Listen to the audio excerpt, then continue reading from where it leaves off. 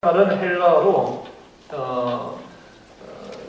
여러분들이 잘 알고 있는 철학이라는 말과 비슷해요.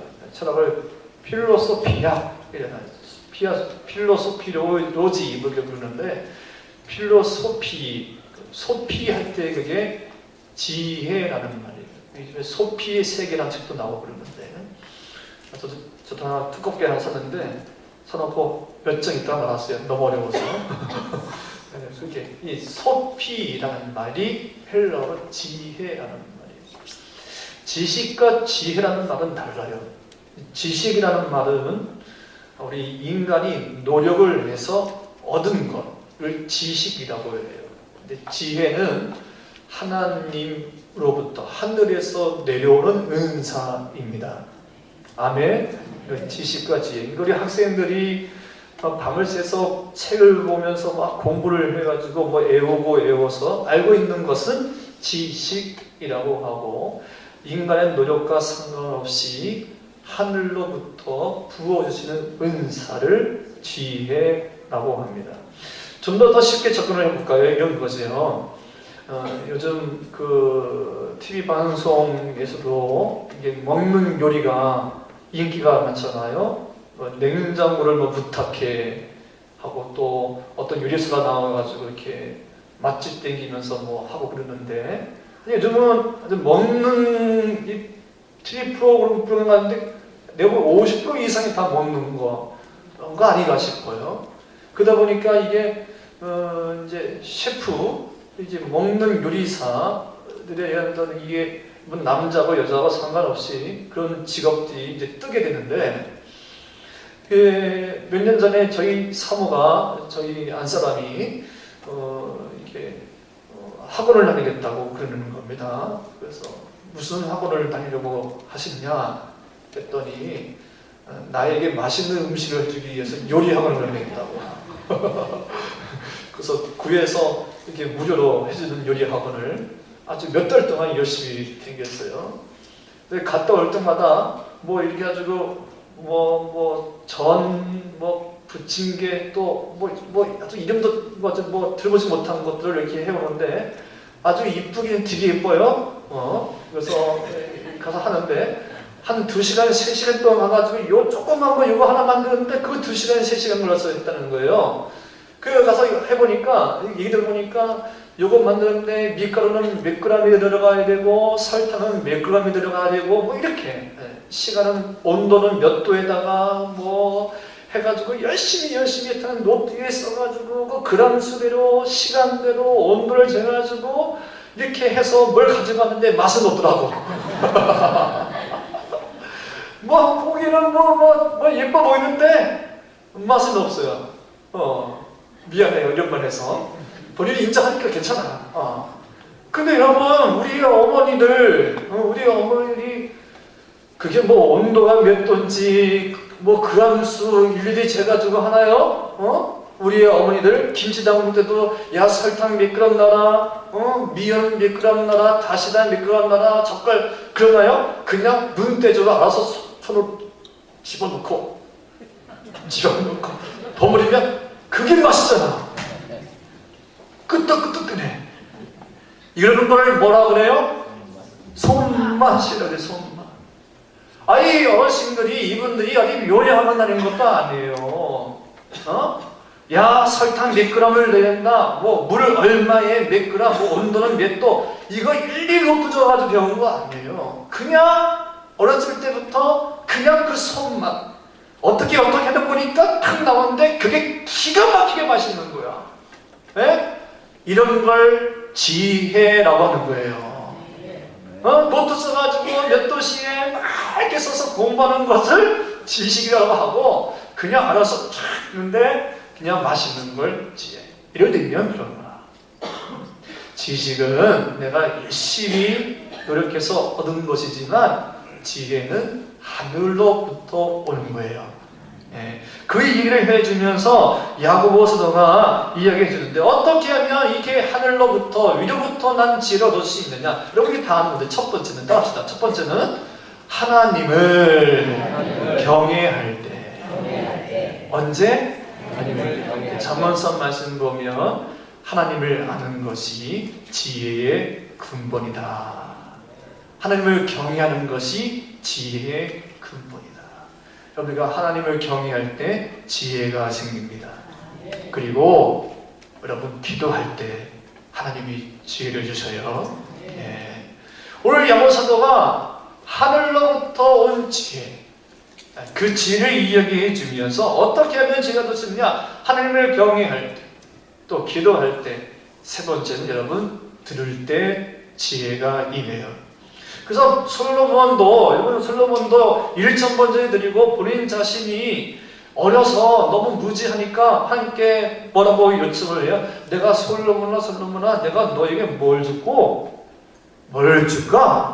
여러분 분명히 말씀하시죠. 11개상에 보면 솔로몬아 내가 너에게 무엇을 줄까 할 때 여러분 그 성경 말씀 보면 지혜를 주세요 그러지 않았어요. 듣는 마음을 주세요. 아멘. 어떤 마음? 듣는 마음. 여러분, 하나님의 지혜는 들음에서 나는 거예요. 듣고자 하는 마음이 있을 때 하나님께서 지혜를 부어주십니다. 저는 여러분 모두에게 하나님의 지혜가 있었으면 좋겠어요. 이로부터 난 지혜를 얻어줄 수 있었으면 좋겠어요. 근데 그 지혜는 우리가 하나님을 경외할 때, 그리고 기도할 때, 듣고자 하는 마음이 있을 때 하나님이 부어주시는 거예요. 오늘 야고보서도가 지혜는 듣고자 하면서 이루어진다 이야기하면서 진짜 지혜와 가짜 지혜에 대해서 이야기해 주고 있는데, 먼저 가짜 지혜에 대해서 이야기를 해줘요. 가짜 지혜가 뭐냐? 이 지혜는 하늘로부터 오지 아니하고 세상에서 온다. 세상의 지혜라고 이야기하면서 하나의 잔계 이렇게 이야기합니다. 이런 가짜 지혜는, 이런 잔재주 이런 것은 사람을, 자기 자신을 교만하게 하고, 두 번째 자기 자신을 자랑하게 하고, 또 이런 일로 시기와 다툼이 생기고 악한 일이 생긴다 라고 이야기를 해주고 있습니다. 우리 한번 성경을 볼게요. 다시 한번 3장 14절 말씀 시작. 그러나 너희 마음속에 독한 시기와 다툼이 있으면 자랑하지 말라. 진리를 거스려 거짓말하지 말라. 15절. 이러한 지혜는 이로부터 내려온 것이 아니요 땅의 것이요 정욕의 것이요 귀신의 것이요. 16절. 시기와 다툼이 있는 곳에는 혼란과 모든 악한 일이 있느니라. 이런 거짓된 지혜, 가짜 지혜가 있는 곳에는 시기와 다툼이, 독한 시기가, 또 자기자랑이 나타난다 이야기를 해주고 있어요. 오래전에 리더스 다이제스트를 보면 거기에 세계적으로 유명한 발명가나 대학 교수, 그리고 아주 훌륭하고 존경받는 정치인들의 IQ가 나왔는데, 통계적으로 이렇게 세계적으로 사랑받고 존경받는 대학 교수, 발명가, 과학자, 또 정치가의 IQ가 여러분 놀라진 것일시요 90에서 110이래요. 얼마요? 90에서 110. 여러분 90이면 거의 바보입니다. 90이면. 근데 전 세계적으로 유명한 발명가, 과학자, 존경받는 정치인들이 그렇게 IQ가 높지 않아요. 네? 90에서 110이래요. 저는 깜짝 놀랐어요. 한 140, 150은 내리는 거 아닌가? 그렇지 않아요. 그러면서 이런 말을 하더라고요. 머리가 아주 좋은 사람들은, 대체적으로 머리가 아주 좋은 사람들은, 재능이 있는 사람들은 끈기가 없다. 더 나아가면 그렇게 머리 좋은 사람들의 마음속에는 진실성이 없다. 뭐가 없다고요? 머리가 너무 좋으니까 머리 좋은 머리로 좋은 데 쓰지 않냐고 나쁜 데 쓴다 그러지. 그래서 여러분 사기꾼들의 IQ가 좋다는 거 아십니까? 머리가 끝내줘요. 지금 보이스피싱 이게 그거 하는 사람들이 머리가 얼마나 좋은지. 전 세계적으로 이렇게 컴퓨터 바이러스를 이렇게 누르는 사람들 있잖아요. 머리가 얼마나 좋은지. 대체적으로 사기꾼들이 머리가 좋다. 여러분 이런 걸 지혜라고 얘기를 하지 않아요. 여러분 참 지혜자는 지혜가 생길수록 겸손합니다. 아멘. 더 배우려고 합니다. 그게 위로부터 난 지혜. 위로부터 얻은 지혜는 하나님을 경외하면서 생깁니다. 듣고자 하는 마음에서 생깁니다. 남을 존경하면서 생깁니다. 그런 지혜는 겸손이 있어요. 뭐가 있다고요? 겸손. 참된 지혜는 겸손과 더불어 생겨지는 거예요. 무엇보다 오늘 말씀을 보면 참된 지혜는 이렇게 이야기하고 있습니다. 17절, 18절 시작. 오직 위로부터 난 지혜는 첫째 성결하고 다음에 화평하고 간영하고 양순하며 긍휼과 선한 열매가 가득하고 편견과 거짓이 없나니 화평하게 하는 자들은 화평으로 심어 의의 열매를 얻으리라. 위로부터 난 지혜, 위로부터 난 지혜를 얻은 사람의 특징은 첫 번째 성결, 다음에 화평하고 간용하고 양순하고 긍휼과 선한 열매가 가득하고 거기에 거짓이 없고 편견이 없고 무엇보다 그들의 의의 열매가 맺혀졌는데 그 의의 열매는 화평케 하느니라. 아멘. 근데 반대로 생각해보면 거짓 지혜는, 거짓 지혜자가 있는 곳에는 시기가 생기고 질투가 있고 거짓이 난무하고 미움과 다툼이 생기고 그런 거겠지요.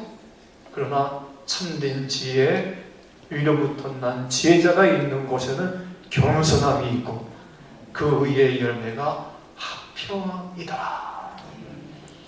저는 우리 모든 성도가 위로부터 난 지혜자가 되기를 소망합니다. 시오노 나나미의 십자군 전쟁 이야기를 보면, 여러분 십자군 전쟁 다 아시죠?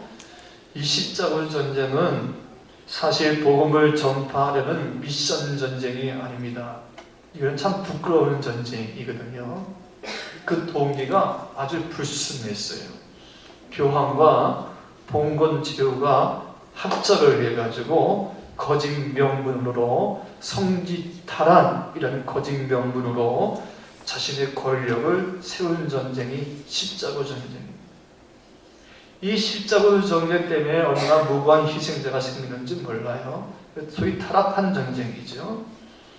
이때 이 교황이 봉건 제후가 거짓 명분을 내세워서 전쟁을 일으킬 때에 유일하게 이 전쟁을 반대했던 이가 있어요. 그분이 바로 아시시의 그 유명한 성 프란치스코예요. 성 프란치스코, 그의 논리는 간단해요.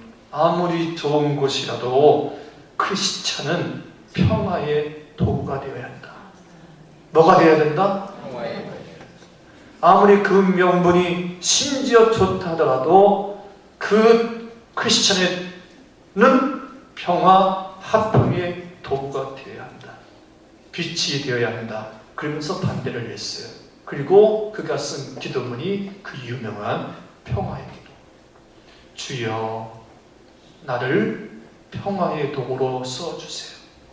미움이 있는 곳에 사랑을, 다툼이 있는 곳에 용서를, 분열이 있는 곳에 일치를, 의혹이 있는 곳에 신앙을, 오류가 있는 곳에 진리를, 절망이 있는 곳에 희망을, 어둠이 있는 곳에 빛을, 슬픔이 있는 곳에 기쁨을 가져오게 하소서.